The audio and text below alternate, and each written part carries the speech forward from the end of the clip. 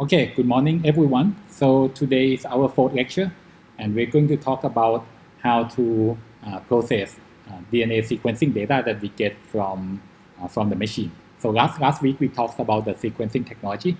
So this week we are going to kind of look at the next step. So once you get the data, what should you do and what would be the key steps? So today's topic, we're going to talk about the data format. So some of you might already have analyzed the data before, so you know like what the FASTA looks like, what the FastQ looks like. But for those of you, this might be your first time. Okay, we're going to talk about how to quality check and how to process the sequencing read that you get to make sure that you don't have any kind of incorrect or low quality data in your files.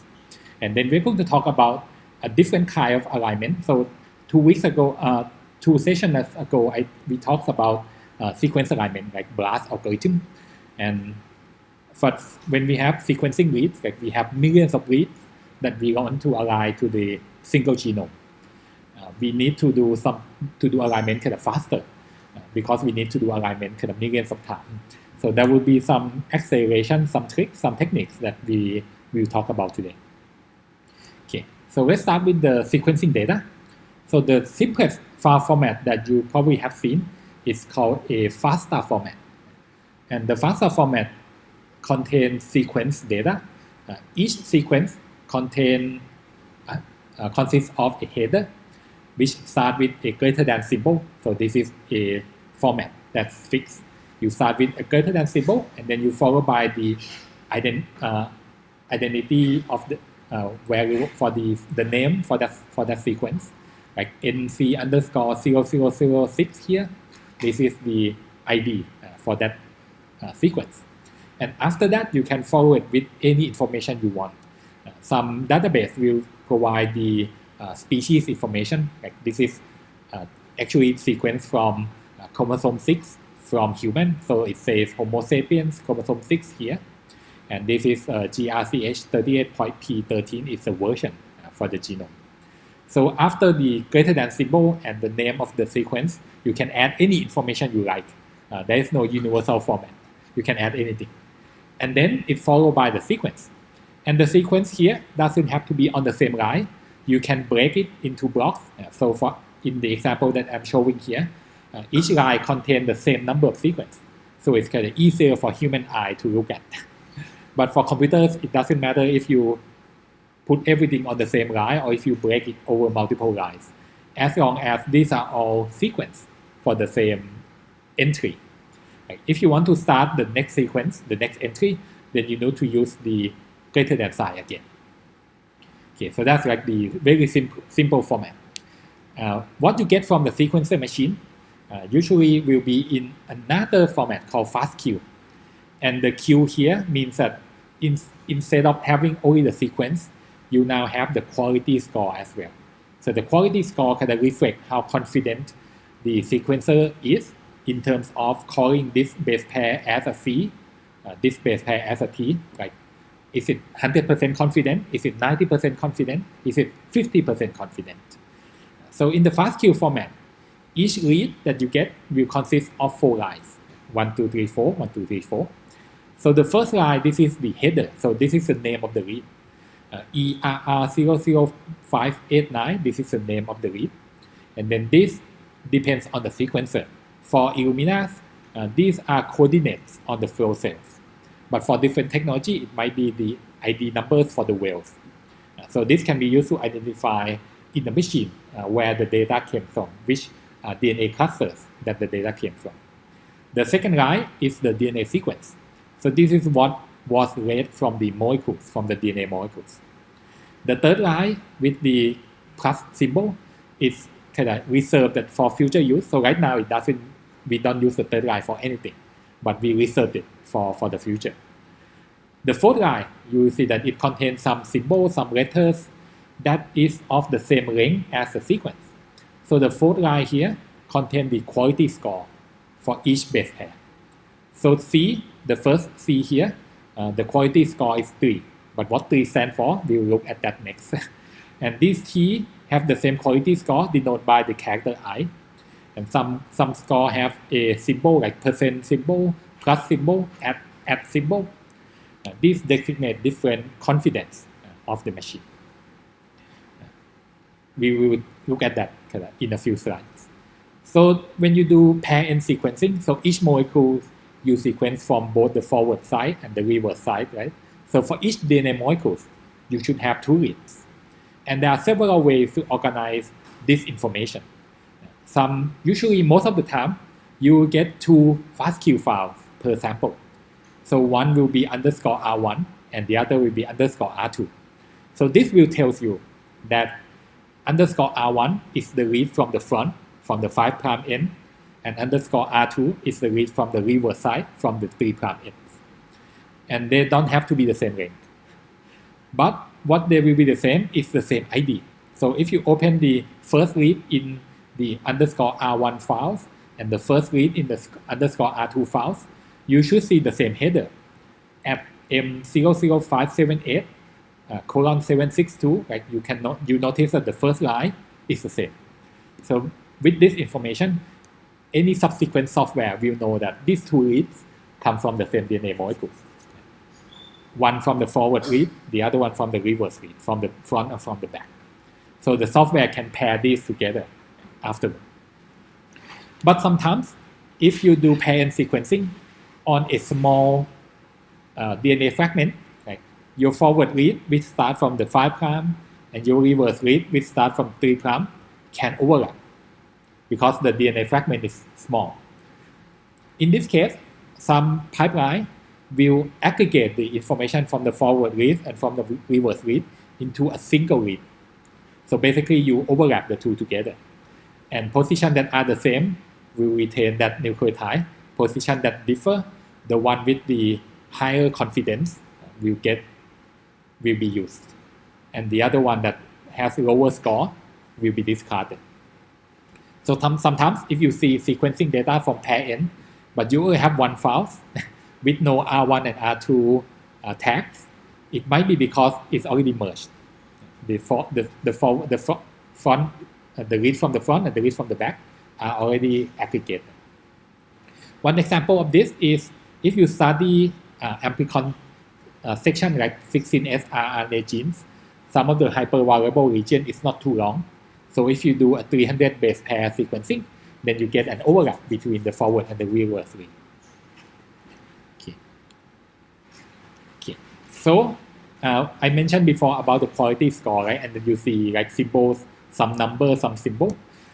This is a base 64 or base 33 kind of format for the score because we want to indicate score all the way from 0 to 40. And we don't have enough English character. We don't have enough English alphabet. We will have 26 alphabets. So in addition to A to C, people start to have to use like numbers 0 to 9, and then the mathematical symbols, and then all the other symbols in order to represent the quality score from 0 all the way to 40. And the reason why the score range from 0 to 40 is because this is called a Q score or Phred score. And this is a format that you will see several times in this course. When you have a probability, like the probability of calling a long nucleotide, is a probability that ranges from 0 to 1. But when we look at results from the sequencer, most of the errors are in decimal point, like 0.001, 0.01, 0.0001. These are difficult for humans to see. So one way that we can transform these small probabilities into numbers that we can easily determine is to take the log base 10 of that probability and then times it by minus 10. Might not come natural to you, but let's look at how it's transformed. So if you have a base call error rate of 10%, like it's 0.1. If you take the log base 10, log base 10 of 0.1 would be minus 1. Because 10 to the minus 1 is 0.1. And minus 1 times minus 10 is 10. So this means that if you have a base call error of 10%, which is 0.1, you're going to convert to Q score of 10, which is represented by the plus symbol. And if you have a base call error of 0.0001, very small, you take the log base 10, it's going to be minus 4, because 0.0001 is 10 to the minus 4. You take the log, you get minus 4, times 10, you get 40. So the score 40, this means that you have an error rate of 0.0001. And the symbol that represents that score is a character I. So now we can go back to this data, and then we can tell that, okay, the first C here, the quality score is number 3. So number 3 here means the score is 18. So it's close to 20, right? So the error rate must be about 1%. So 10% is 10, 1% is 20, 0.1% is 30, 0.001% is 40. So this score is easier for human to see. We can see 10, 20, 30, 40 instead of like 0.00001. So we can see that the front of the sequence, right, character number 3 and character I, these are very high score. So I is 40. So the error rate must be very small. Higher the score, the smaller the error rate. But once we look toward the end of the reads, right, these AACAT, the symbols now becomes parenthesis, percentage, 0, dot, sharp, at, right? These correspond to very low Q score. So this means that the end of your read is not very trustworthy because the error rate could be very high. And so by looking at these symbols, all the bioinformatics software can determine if the sequencing data that you have, is it high confident or is low confident by looking at this information. But if you use Nanopore, right, Nanopore sequence DNA by looking at the change in ion flows across the pore protein, right? So the data is no longer nucleotide. If you go back to the raw data from Nanopore, it's going to be a signal data. So if you look at their format, which is called a FAST5, so you notice like there is a FASTA, FASTA, FastQ, and then FAST5.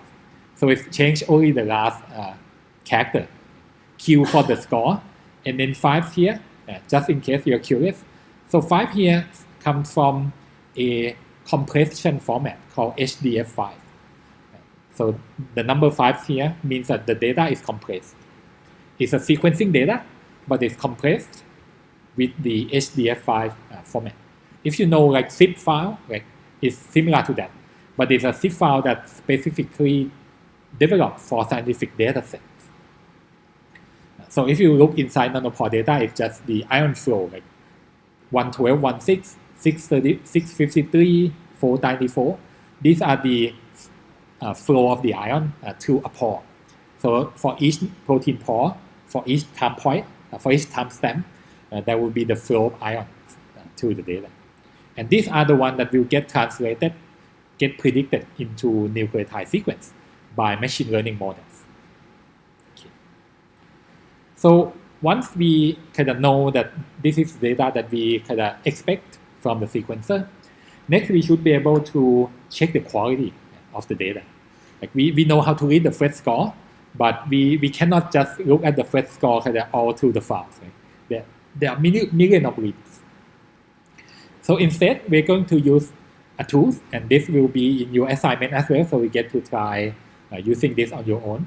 It's called FastQC. So again, fast, for you now, you know that if you see fast, this is a sequencing data, and QC is a quality check. So this is a tool that will open your FastQ file, go through all the millions reads, and then summarize for you what's the characteristics. And they will have kind of different reports. I'm going to go through some of the key models. So the first one is going to show you how many sequences are there in your data. Like this is the number of reads. So this should match your expectation. If you order for 1 million reads, then you should see something close to 1 million reads here. Otherwise, you know that your file is not complete. You can also check the sequence length. So if you order a 150 base pair sequencing, your length should be 150. If you order a 75 base pair read, then your sequence length should be 75. So this is a very simple check that the data that you receive from the company match your order. Next, it will summarize the quality score. The y-axis here is the Phred score or the Q score that we just learned about. It will plot the distribution of this score throughout your sequencing reads from the first position to the last position. So this box plot, this is the average score across million reads that you perform. For the first position in the read, for the second position, for the third position, all the way to the end. And if you do a long read, relatively long for the Illumina platform, like 100 or 150 base pair, you're going to see something like this, where the quality score used to be very high, like Q score above 30 in the green area, until at the end you start to have the score drop toward the 20 and the 10s area. So this indicates that the last maybe 10 nucleotide for each read is not very trustworthy. We might have to do something to it. But for now, FastQC will report this to you. You will get to see the quality of your data. FastQC will also check if your reads are the same or not. And this is because when we do sequencing, we amplify the DNA beforehand so that we get a lot of DNA molecules. So if you don't have many DNA and you amplify them, you get a large number of identical DNA. And if you perform sequencing, all your reads are going to look the same because you are essentially sequencing a copy of the same DNA. So the modules for sequence duplication here can tell you whether your data is diverse or not, or you have a very low DNA amount and you are sequencing the same DNA over and over again. So in this case, you see that most of the, about 30% of the reads are unique. That means that you are studying DNA that doesn't get amplified too much. You're still finding new DNA molecules in the data. But if you see a lot of reads having duplication, like you have 10 reads of the same sequence, 100 reads of the same sequence, that means that you only have a low DNA amount, or your sample might not be that complex. You might not need 100, you might not need a million reads. You probably can do 100,000 reads, and you can get the same result. So this doesn't necessarily mean a problem. If you do deep sequencing, like you sequence 10 million reads, you are bound to sequence the same DNA molecules. So this just kind of show you whether the depth of sequencing that you order, does it match the complexity of your sample.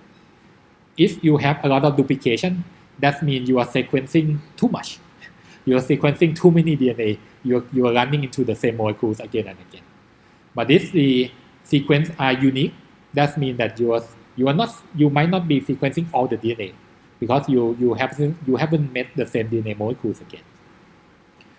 So you can imagine that this can guide you the next time you order the sequencing, whether to increase the depth or decrease the depth. That's not a big problem. But the next one, this last one that it reports to you, can be a problem.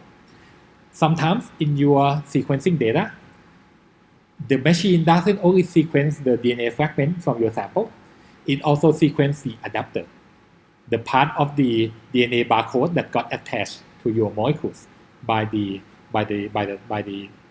reaction. And this is bad because if you have the adapter sequence as part of your read, right, when you do sequence alignment, you are not gonna be able to align it because the adapter will not match the genomic DNA. So if you see adapter sequence in your read, we want to remove it. So FastQC have a database of kind of sequence adapter that different companies use. So it will try to look for these DNA patterns in your data. If it found it, then it will report to you. And then it might be able to recognize that, okay, this is Illumina multiplex PCR primer, which is part of your read, which shouldn't be part of your read.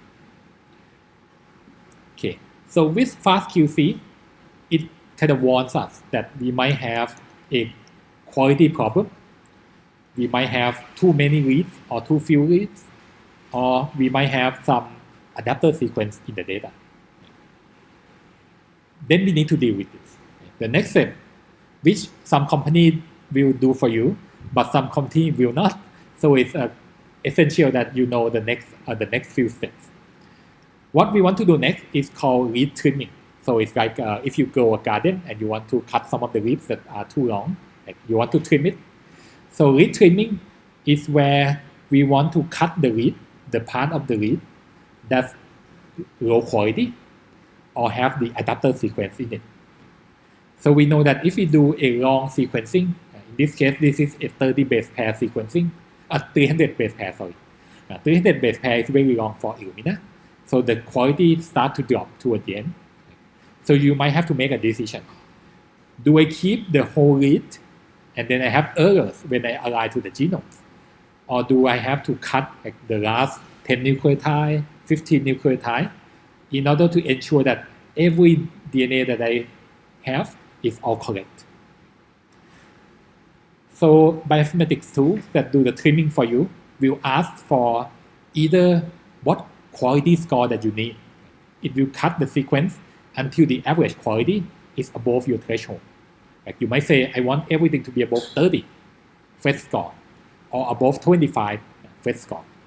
And then the algorithms will cut from the end until your average score is above that. So you have a high confidence data.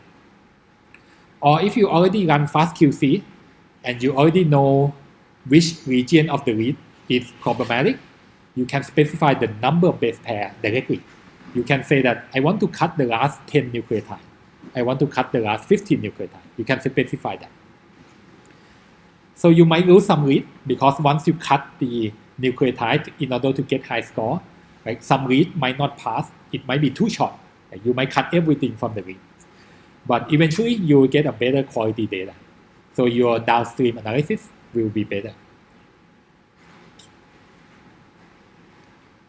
So when I mentioned that we can have adapter sequence in your sequencing data, like what happens there is if your DNA fragment is longer than the read length, like all the read will consist of your DNA. The entire read will be on your DNA. But if your DNA is short, if your DNA fragment is only 100 nucleotide, but you order a 200 nucleotide read, then the machine is going to read all the way through your DNA and then all the way through the adapter because it doesn't know when to stop. If your fragment from the genome is short, and you do a 200 cycle sequencing, it's going to finish the first 100 cycle, read through the DNA, and then it's going to continue reading through the primer, reading through the adapter. So this is where you get the adapter sequence into your data. It's not the problem with the machine, it's because your DNA fragment, some of them are short. Okay. And most of the time, you don't need to worry about having to know like the adapter sequence, nucleotide sequence. Most of the tools will have a database of popular sequence for the adapters and for the primer. So it will automatically detect those primer and those adapter and cut them for you. You just need to know which sequencer that you use. Did you use Illumina 2seq? Did you use the Nextera platform? As long as you know the platform that you use, the bioinformatics software will be able to tell which adapters will be there in the data. Okay. So I want to show you, since some of you might not have a programming background, so I want to show some of you how these bioinformatics tools looks like if you were to run it. And to show you that the information that we learn from this class is very useful when you want to run the tools yourself. So for example, if you want to use Trimomatic, which is a tool for trimming, what it will ask for you is it a pair-end data or single-end data? So PE here is pair-end. So you have to read from both sides. It will ask how many CPUs do you want to dedicate to this job. Like the more CPU, the faster. So dash threads here means CPU threads. So that dash threads and then 4 mean you are going to dedicate 4 CPU threads to this job. So you're going to process 4 reads at a time, basically. And then it will ask for you what are your FastQ data, the sequencing data that you want to trim. The forward comes first, followed by the reverse. So underscore 1 or R1 and then underscore R2 or underscore 2. And depending on the tools, some tools will ask you to name the files. Like once you trim the data, where should they output the data? For Trim-O-Matic, you can name it so that the forward read will be output into forward read, the file name of the forward read, followed by whatever you name, like .trimmed, .FastQ. So afterward, when you look at the files, you know that, okay, this one is the raw data, and this one is already trimmed. The way that we name the files should reflect the content of the files. So in this case, Trim-O-Matic asks you to name what would be the file names for the output of the trim that read. So that will be .trimmed, .fastq. What about the one that after trimming, it is too short, like it's got discarded? That will be a different file. So in this case, it kind of suggests adding .un, so that this is not used, like un for unused, .trim.fastq. So after trimming, some reads kind of pass the quality, pass the length threshold, some reads got discarded. So there will be output to two separate files. And for the reverse read as well, the reads that got trimmed will be directed to one file, and the reads that are discarded after trimming will be directed to a different file.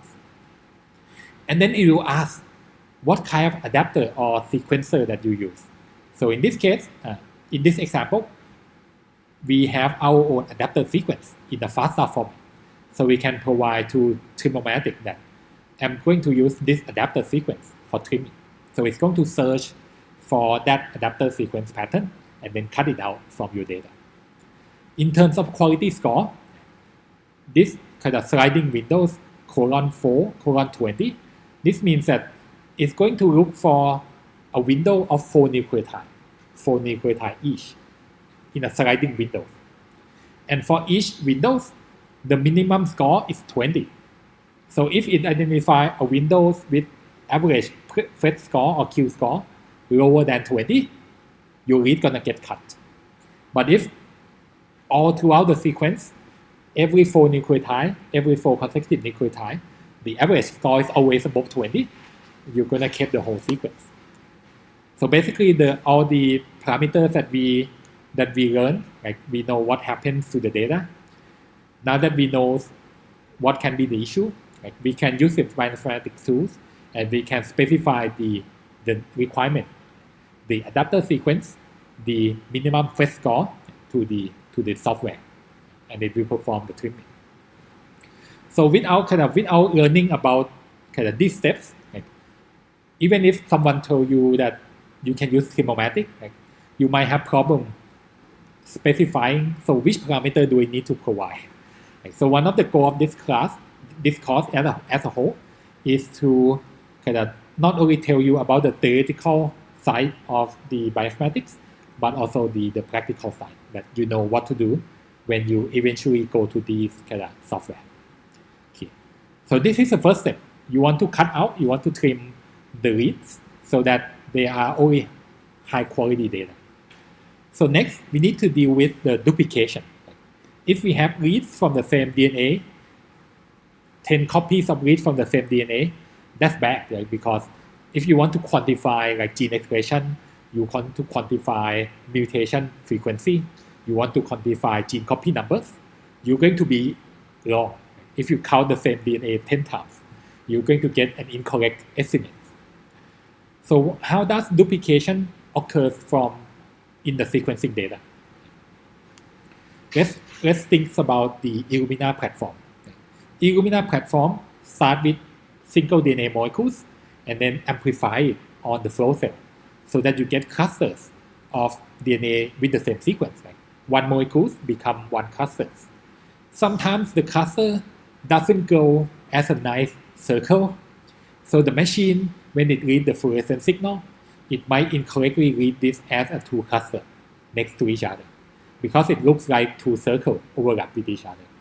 So in this case, one DNA molecules got read as two reads from different clusters.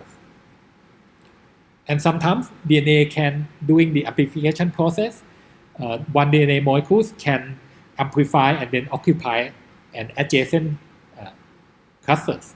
So you can have two clusters originating from the same DNA. So these are problems that can occur inside the sequencing cycles. In this case, because Illuminas have the coordinates for the clusters on their FastQ data, so the software can identify these XY coordinates and then see if you have the same DNA sequencing read from coordinates that are nearby, right? Then one hypothesis might be that it's actually coming from the same DNA molecules. But if you have the same read, like the same DNA sequence, but the reads are from very far apart in the flow cell, so those might not be the same DNA molecules because the amplification process doesn't go very far.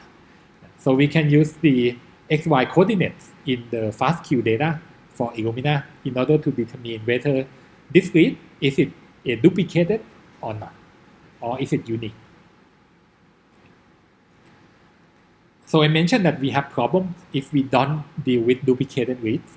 So imagine that if you have a, let's say, RNA sequencing data or DNA sequencing data, and you want to quantify the amount mutation in the cancer cells. So in the cancer cells, some of the genes are wild type, and some of the genes have this mutation that I marked in orange. If you don't deal with any duplication, then you're going to say that you're going to report that this mutation occur with a 6-in-8 frequency. Because you have 8 reads covering this position, and 6 of them have the mutation. You're going to report this as the allele frequency. But one thing that the software used to detect duplication is that if you have multiple reads, right, starting at the same position, ending at the same position, that's not likely to be generated in the wet lab. Right? If you cut the DNA randomly, what are the chances that you cut the front and you cut the back at the same position multiple times? That's not very likely. So the software will use this as a clue that these might be the same, coming from the same DNA molecules, and it got amplified during the sequencing. So it will collapse reads that start and end from the same position into a single one. So in this case, after the duplication, after removing the duplication, the allele frequency is going to turn into 1/3. Right? So without duplication and with duplication, you can get a very different answer. So this is one of the key steps if you analyze next generation sequencing data. But for third generation, like we talked about SmartSeq and Nanopore that can study DNA sequence as single molecules, no amplification. If there is no amplification, then you don't need to do deduplication because the reads are already, each read already represent one DNA molecule. So let's see, if you want to do deduplication, there are many tools that can do that. For example, in a tool called Picard, there is a function called mark duplicate. So we will look at these similarity in the start position and the end position, and then mark them as duplicate. Or SAM tools, you can do a mark duplicate, and then you put in your sequencing data. And you may notice that comparing this to Trimomatic that we looked at before, for Trimomatic, you need to provide the sequencing adapter, you need to provide the quality score threshold. But for marking the duplicate, because the tools can already look at the header, like for Illumina, the X and Y coordinates, and these tools can look at the start and the end of the reads, it doesn't need anything from you. You just give it the sequencing data, and it can determine all these duplicates on its own. So this software, you don't need to provide any parameters. You just need to provide your data, and you get the result with no duplication back.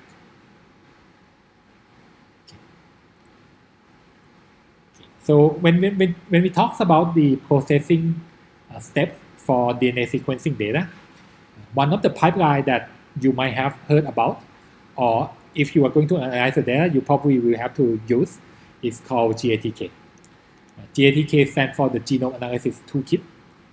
So this tool has been around for more than 15 years, developed at Burrows Institute, and this is the industry standard. The majority of genomics labs in the world use this pipeline. So I suggest that if you want to start somewhere, you start with this workflow. And one of the good things about this workflow is that it provides you with many guides, many best practice, many recommendations. So for example, if you want to process your sequencing data, one of the first steps might be to align your read to the DNA sequence after quality check. And then, so after the step that we mentioned before, quality check, trimming, next thing that we can do, after mark duplicate as well, next thing that we can do is sometimes in your read data, there is after the quality check, there might be some position that has low quality in the middle of your read that got there. Some of the pipeline will have a step called split. So split meaning you are splitting the read. If you have a read that have a base of low quality, or you have an unknown base in the middle, if you keep it there, it might cause problem when you analyze the data downstream, because the software downstream will not know which nucleotide this is. Some of the recommended pipeline is to split the read into shorter one around this kind of unknown position. So you get two smaller reads instead of a single read. And some pipeline will help you improve the score, the quality score estimate. So the quality score estimate, when you read it in the FastQ files, it comes from the sequencer. So it's based on the fluorescent signals, it's based on the ion flow in the machine. But sequencing error sometimes can occur because depending on which nucleotide occur before that position. Because the polymerase enzyme have to incorporate the nucleotide.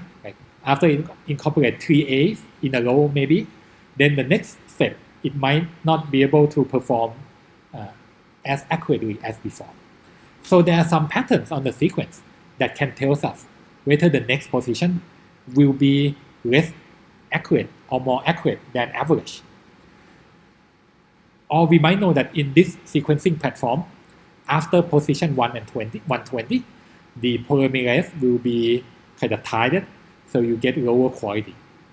So these are information that is not incorporated in the Q-score as it comes out from the machine. The Q-score that came out from the machine only takes into account the sequencing information at that step. It doesn't take into account other kind of context information. So some machine learning tools try to correct and adjust the Q-score, making it more accurate or less accurate based on sequence pattern in your read or based on the position of that nucleotide. So many tools also do what's called a base recalibration.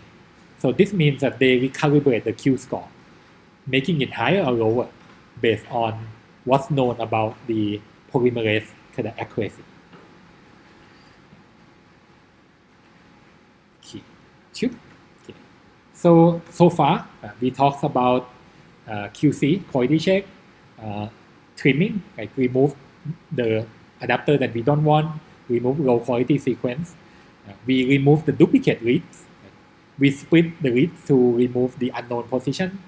We calibrate the quality score. So now we have sequencing data that are ready to be analyzed. This lecture and next lecture and the lecture after that, we're going to focus on what analysis can be performed on these reads. But for today, we're going to start with the simplest one, which is to align the reads to the genome.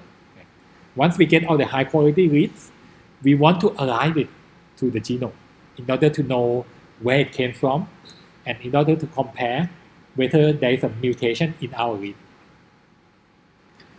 And one of the key consideration is that we already learned about sequence alignment, we already learned about dynamic programming, but that alone is not enough.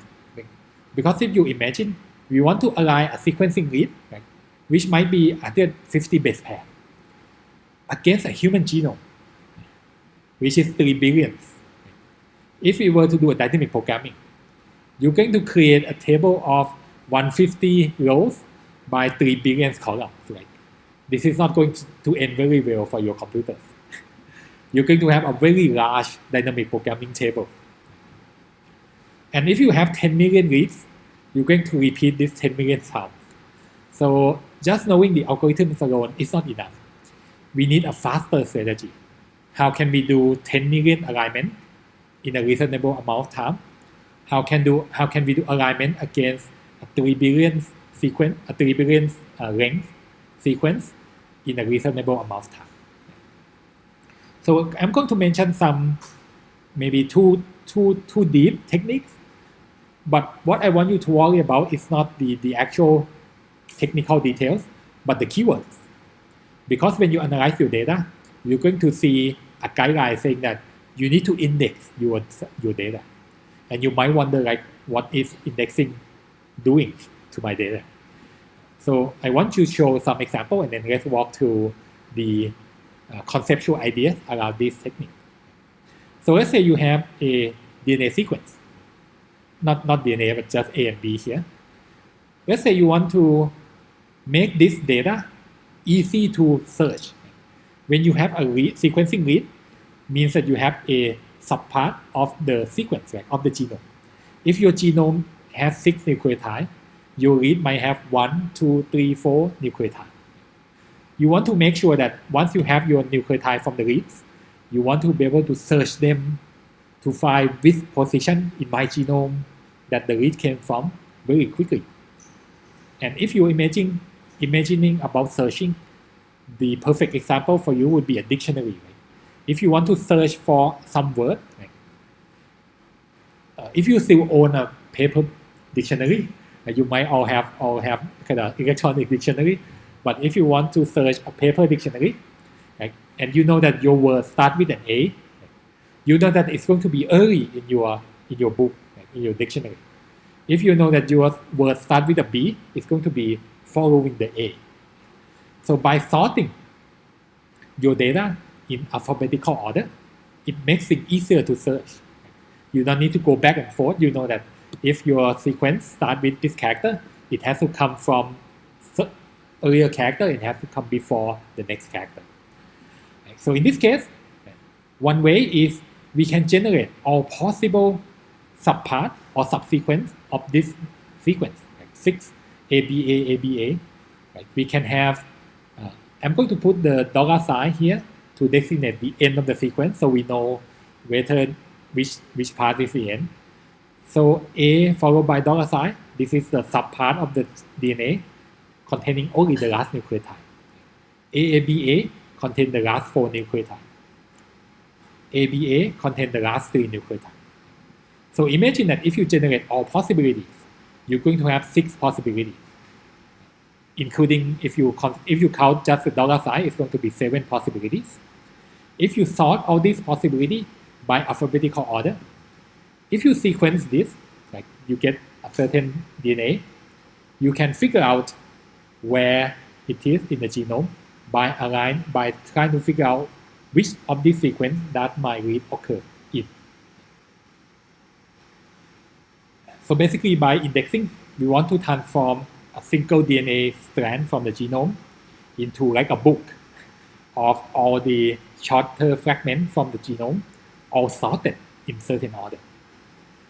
And technically, this is called a suffix array. So prefix means sequence from the start, and suffix means sequence from the end. So these are all suffix of the sequence, starting from G, CG, CCG, TCCG. So these are all starting from the end. That's why it's called a suffix. And it's called suffix array because we just kind of sort it together in one array. And we record the position in the genome or in the read that it came from. This longest sequence came from the first position. We start from the first position to get the whole thing.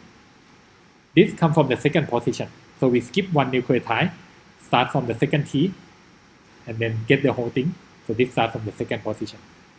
So this allows you to, once you align your read to these all suffix, you can identify which position in the genome or which position in the sequence by looking at these numbers and go back to that position. Okay. So this kind of sorting help, right, improve the speed of the search. But this alone still has one more problem.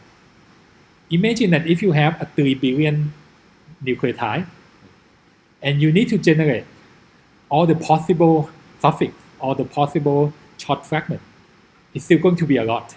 You're going to generate a lot of possibility. Now it becomes a memory issue. How can the computer memorize everything? I mean, it can, but it's going to be very wasteful. It's going to be very inefficient if the computer has to memorize all these possibility of shorter fragments from the 3 billion genomes. So the next technique that you will see a lot, and you don't need to worry about, if you're not a computer science people, you don't need to worry about the details, but this is something you're going to see a lot if you go read a paper on DNA sequence alignment to the genome. It's called the Burrows-Wheeler transform. What I want you to focus is, once you start with, let's say, a DNA sequence, right, memorizing this DNA sequence might be very difficult because there is no pattern. In this case, it's ABA, right? You might think that there is a pattern, but if you go to a actual genomes, there's no pattern. It's difficult to recognize, to remember all the position without actually remember the whole string. But with this transform, which change from one sequence to a new sequence, so this is the end product of the transform. One good thing about this transform is it tends to bring the same character next to each other. So you see that it brings 2 B's together and 2 A's together. So this makes it easier for the computer to memorize. Because imagine that if the original sequence is like this, like ATT, GCA, GT, CCG, like there is no pattern. The only way for the computer to make sense of this data is to memorize everything. But if there is a transformation that brings all the G together, brings all the C together, brings all the A together, what the computer has to memorize is that there are 2 A's, 3 C, 3 G, and then 3 T's. Just memorizing the numbers, not the whole sequence, just the numbers. So this kind of Burrows-Wheeler transform make it so that you start with a sequence with not much of a pattern, like it's mostly random. But after the transform, you get something that's more structured. And having more structure is easier to compress, easier to zip on the computer. So this helps minimize the memory that the computer needs to use in order to memorize the entire human genome. So the idea of indexing, like a dictionary, and the idea of a transformation that makes the data more organized, these two together allow you to be able to search your read against a database of 3 billion nucleotides very quickly by using the dictionary structure. And then the good thing about Burrows-Wheeler transform is that after the transformation, when the data became more structured, it's easier to remember, but it's also reversible. So once you search on the transformed data and you found the location that match your read, there is an inverse transformation that brings you back to the location on the genome. So with these two techniques together, you get something that uses less memory than dynamic programming and much faster than dynamic programming. So just want you to get an experience that in order to get faster speed, like knowing the technique is not enough, there still have to be a computer science trick that allow you to reduce the memory requirement and increase the speed. If you are interested, this is a paper that describes this process. Okay. So another trick that we are going to talk about today is the need for a gap depth alignment. So when we talk about dynamic programming, when we create the 2D table to do the dynamic programming, we require the alignment to be continuous. If we add gaps in the middle of a dynamic programming, we add penalties. But there are situations in nature where we don't want to penalize gaps. For example, if a patient has a disease that involves chromosomes being translocated, like chromosome 2 and chromosome 3 might switch one arm, and you have a sequencing data spanning that location, spanning that translocation. If you force your sequence alignment to be continuous, you're not going to be able to align this read, because the first part aligns to one chromosome and the second part aligns to a different chromosome. Another situation is when you have an RNA sequencing. When you sequence RNA, the messenger RNA already got spliced, so all the intron have been removed. So when you have read that span the splice junction, if you align it to the genome, it's not going to be a continuous alignment because it's going to skip the entire intron. So the next trick that we will consider is how can we align reads that span two different regions of the genome. And the trick is you don't need to do much.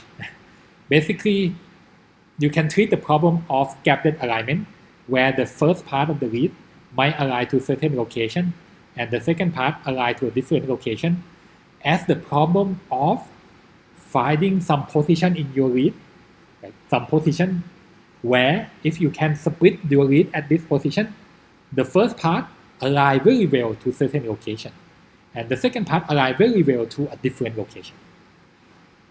You don't need to modify dynamic programming. You just need to add another step, which is, can I split the read? Which is a new decision, right? When you do dynamic programming, when we learn about dynamic programming, we have no options about splitting the read or splitting the sequence. But now we have that option as a new step. If we can split the read and then get very good alignment score for the first half and a very good score for the second half, then we're going to accept that as the optimal solution instead of forcing the alignment to be continuous on the genome. So this simple concept allows us to analyze RNA sequencing, which doesn't have the intron. Because if you use sequence alignment techniques for DNA on RNA sequencing, you're going to miss out all the splice junction because DNA alignment techniques doesn't consider this possibility of reads coming from different positions on the genome. And different tools will perform different things. So when you do sequence alignment, the manual for the bioinformatics software is going to tell you upfront whether it's a gapped alignment or it's an ungapped alignment.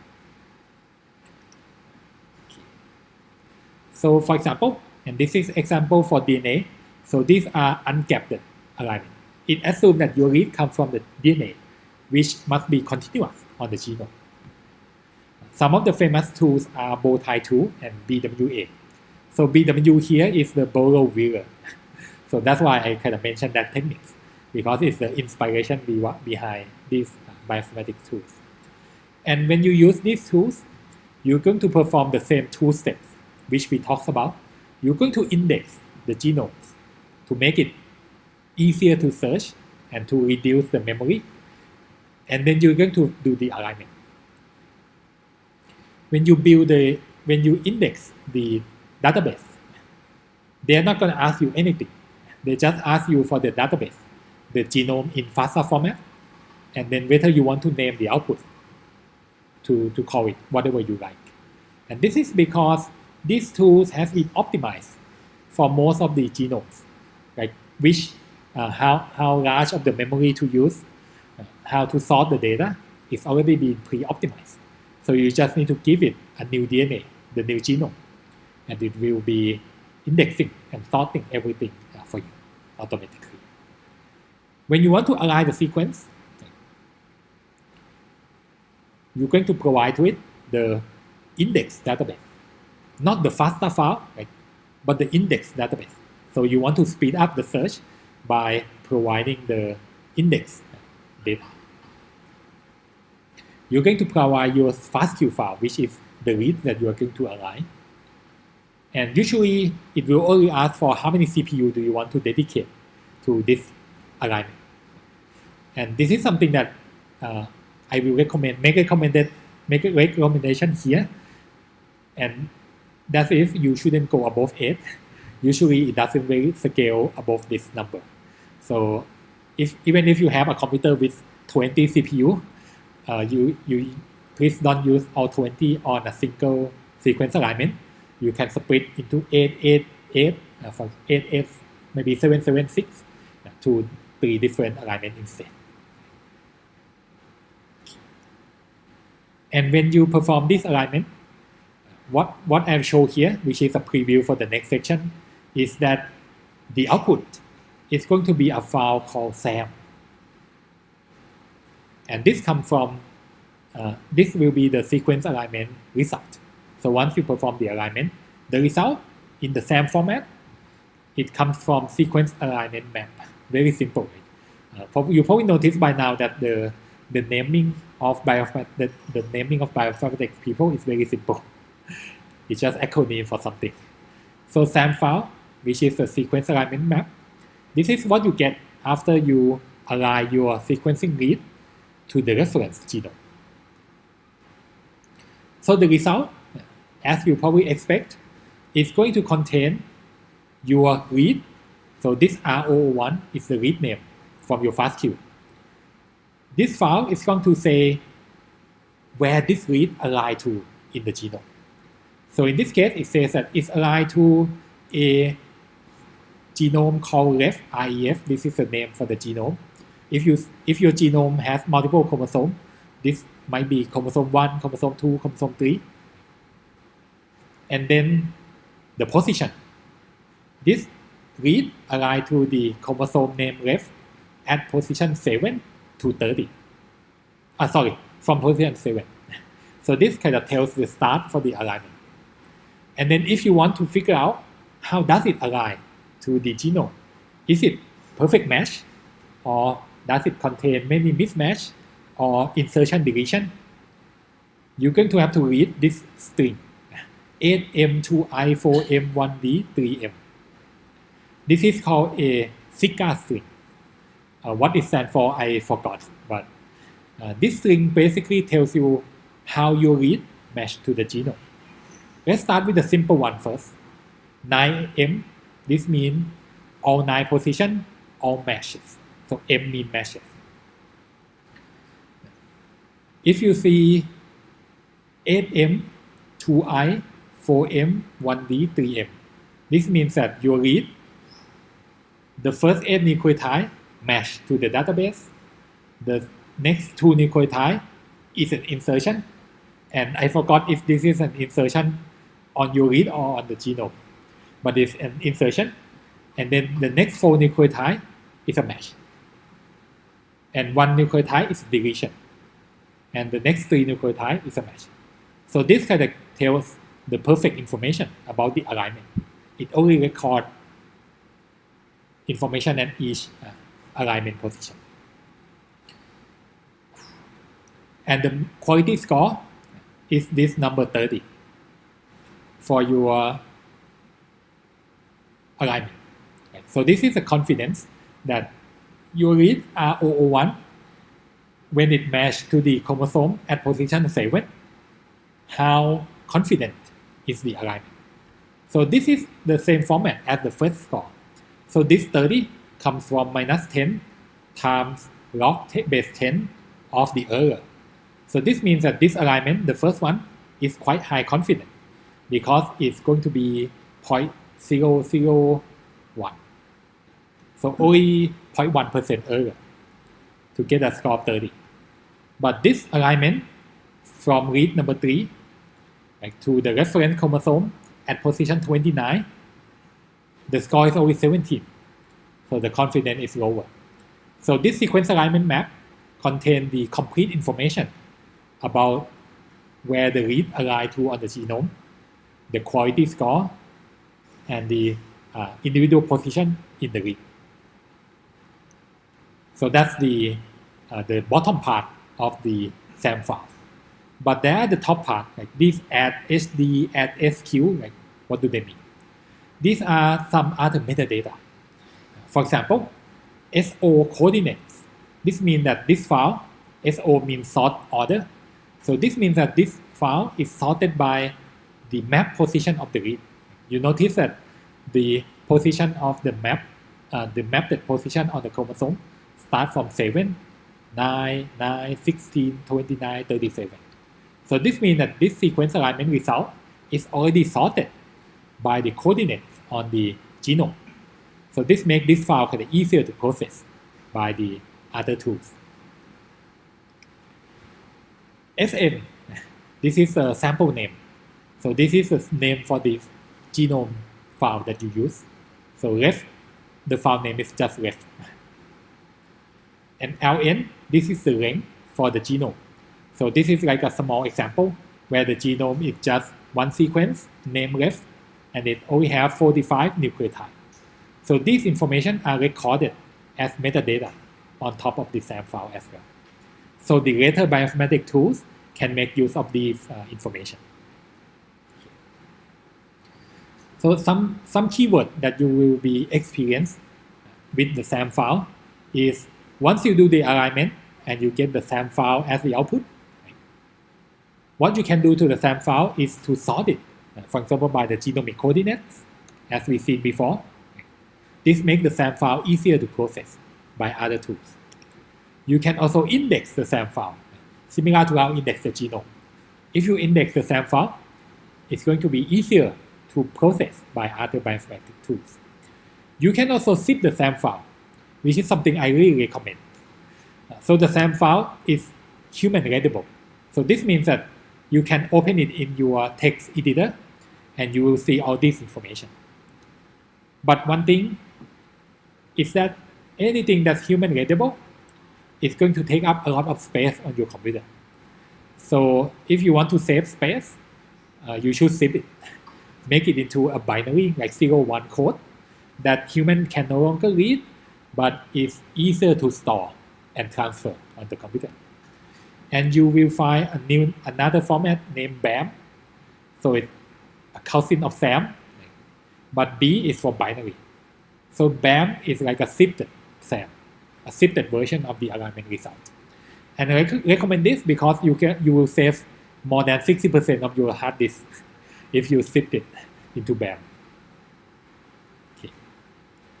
And the tools, we might not kind of actually analyze the real data in this class, but if you ever need to do it, SAM tools is the one that can handle the sorting, indexing, zipping, everything for the alignment result. And if you ever want to visualize the alignment result, right, you want to know in each genomic region, how many reads do I have? What are the kind of mutation profile at different positions? You can visualize it with tools like Integrated Genomics Viewer, and you will get to try this in your assignment, the next assignment. So you can load the alignment result, like SAM file or BAM file, and the tools will visualize the genome and plot. So each bar here is your read. So the rank of the bar will be the rank of your read. And the colors, depending on the settings, the colors can tell you whether it's a forward read or reverse read, or the colors can tell you the quality of the sequence, or the color can tell you if it is matched to the genome or if it's a variant, a mutation. So this color can be changed to different settings. But this allows you to see, like, okay, some region you have fewer reads than the other. So you can diagnose if you have a good coverage of the genome. And if you are focusing on certain mutation, you can look at the allele frequency by seeing how many color the read do I have compared to the wild type, for example. So we get to play more about this up later. Okay. Another way to organize alignment result besides SAM, right? So SAM file and BAM file organize result by per read, right? For each read, and the alignment position is a one entry in the file. But sometimes you want to focus on certain position in the genome. You might be focusing on chromosome 3, base pair 1,000, and you want to know how many reads do I have, how many match, how many mismatch, how many insertion deletion. So another format called pileup. You can imagine pileup is kind of put everything on top of each other into a pile. So in this case, it's going to organize based on the position. So each row in the pileup format is going to be one position in the genome. And for that position, it's going to record what's the wild type sequence in the reference. How many reads cover that position? 24 reads. And what are the alignment results? Is it match, mismatch, insertion, deletion? And to save space, they use symbol instead of match, mismatch, indel, insertion, deletion. And so these kind of this dot, comma, dollar sign, hat, plus, these mean different alignment. And the quality means the confidence for the alignment. And this also follow the same convention as the Phred score. So knowing the Phred score will allow you to interpret many quality score in bioinformatics because they all follow the same convention.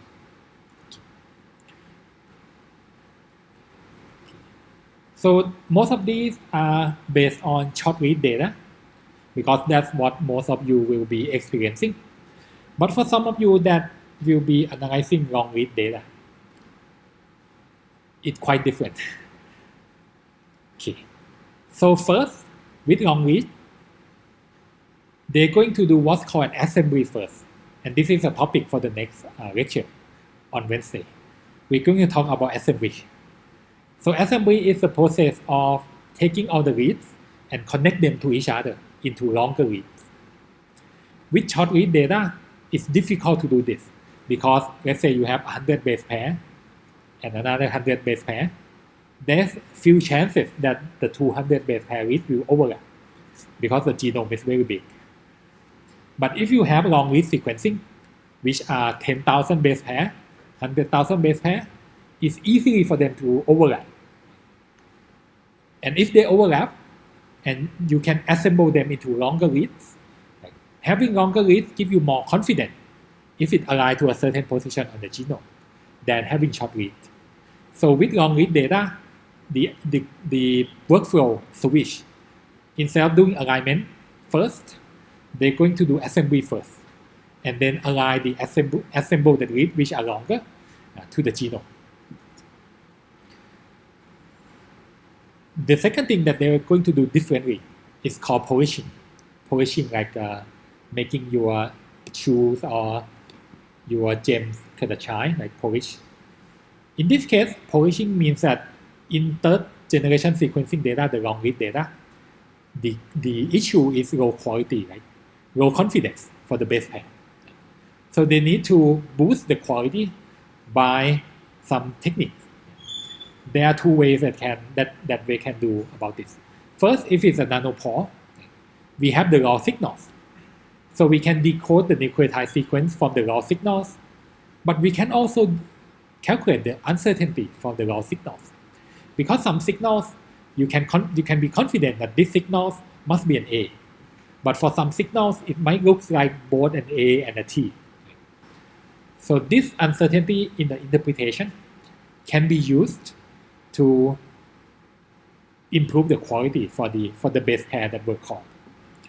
The second technique is once you have multiple reads, you have many copies of DNA, like many copies of the genome from the same organisms in your sample. So you're going to have a long read covering the same genome, the same species, multiple times. So you can cluster those reads and call the consensus sequence. So last week we learned about consensus techniques before, where we sequence the same DNA molecules and we take the majority of the sequence. But in this case, even if we don't have reads from the same DNA molecules, we know that, let's say we sample human blood, right? There's going to be more than one human cells in the sample. So there's going to be more than one DNA molecules coming from chromosome 1 at certain position. So in our sequencing data, if we see multiple reads mapped to chromosome 1 to the same position, these are coming from different cells, different human cells. So we can also cluster these reads and then call the consensus. So So just to summarize, like there are many details here. Just to summarize, compare short read data to long read data. The difference in processing pipeline is for long read data, you're going to start off doing assembly first, aggregating all the read into longer ones. And then you're going to collect the sequencing error using either raw signal data from Nanopore or using consensus sequence from multiple reads by assuming that these are from different cells of the same organisms. And because for long read sequencing, we're going to have variation in the read length. So instead of using FastQC, which kind of summarize quality score per nucleotide position, because on Illumina, if you order 100 base pair, your read is going to be 100 base pair. But on Nanopore and PacBio, SmartSeq, your read length are going to be all over the place, from 100 base to 100,000 base. So now you're going to have to visualize the data in two dimensions. Like your x-axis might be the read length from 100 to 10,000, and the y-axis might be the number of reads. So this is a histogram for your read length, or the y-axis might be the quality score. So you're going to explore, does my long read versus my short read, do they differ in quality? In this case, it looks like the shorter read have very low quality score.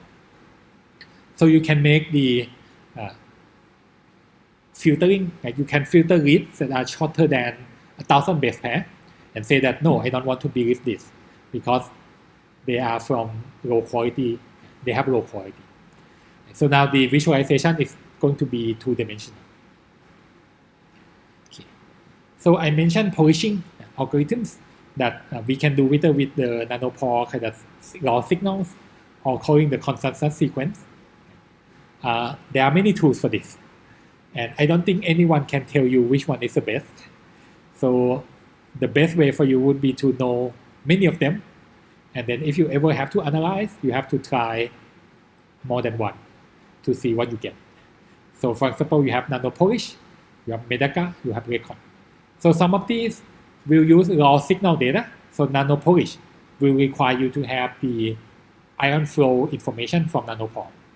But some techniques like Medaka or Recon will work from your FastQ file, which already have the DNA sequence. One interesting thing that I want to mention for the Nanopolish algorithms, which use the raw ion flow signal. Right? One of the techniques that they use to identify if the sequence that got predicted, is it a good kind of prediction or not? What it does is it takes the sequence from the FastQ, right? And for each position, it's going to try changing that base pair. If a position is A, Nanopolish is going to try changing A to C to T to G, and then generate the Nanopore signal, like simulate the Nanopore basically. So it's going to try changing the sequence and then predict the Nanopore signal and see if the predicted signal better match to the actual data. If you can change an A to a T, and the signal that would be produced if it were to run through Nanopore looks more similar to the actual Nanopore data, then it's going to correct the sequence from A to T. So this is a way that it uses the signal data in order to determine if the DNA sequence should change or not to something else. Okay. Another interesting thing is that when we do sequence alignment for long read, it's going to differ significantly from short read. So from short read, because with the scope of 100 to 100 base pair, right, we learn about the technique where we try to find a short region that have a good match, like perfect match, maybe 20 nucleotide or 30 nucleotide. And then we expand the alignment from that position. This works because if your sequence is only 200, you look for 30, then you need to expand the alignment by only a short length. But imagine that you have 100,000 bases in your reads. Like, how long would the short region that you need to find? Like, you still have to expand the alignment outward more than 10,000 positions. So the trick that they use, which is interesting, is instead of finding a single seed region to expand the alignment, they're going to identify all the possible seed region, all the possible short matches. So this graph can show you that the reference is the genome and the query is your read. So your read is going to have many short regions. So the x coordinate is the position in the reads, and the y coordinate is the position in the genome. So different section of your read is going to match to different section or multiple section of the genome.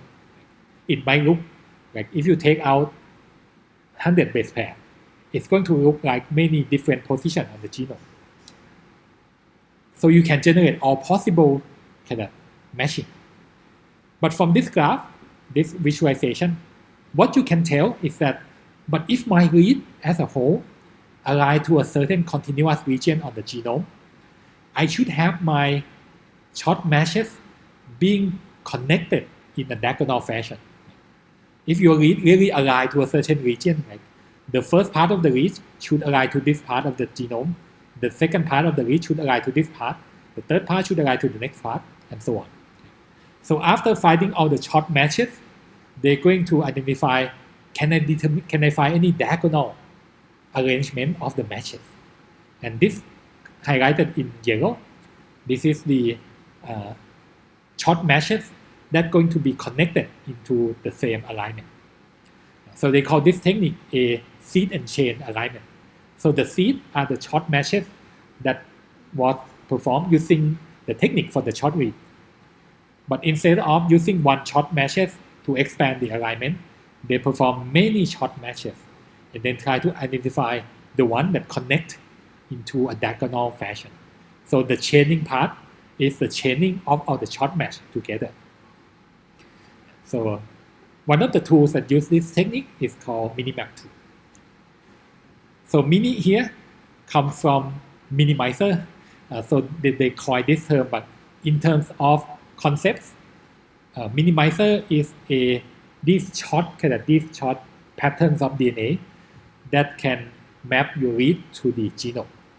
So these are all kind of minimizer because it tells which position on the genome correspond to this position on the read. These are like your minimally information that you need in order to align the data. And then they try to chain these minimizer together into a single alignment. So the technique is they use a lot of the same technique that we learned 2 lectures before, but adapt it so that it matches to the nature of the long read data. Okay, so that's kind of everything that I want to cover for today. Let me end the recording here.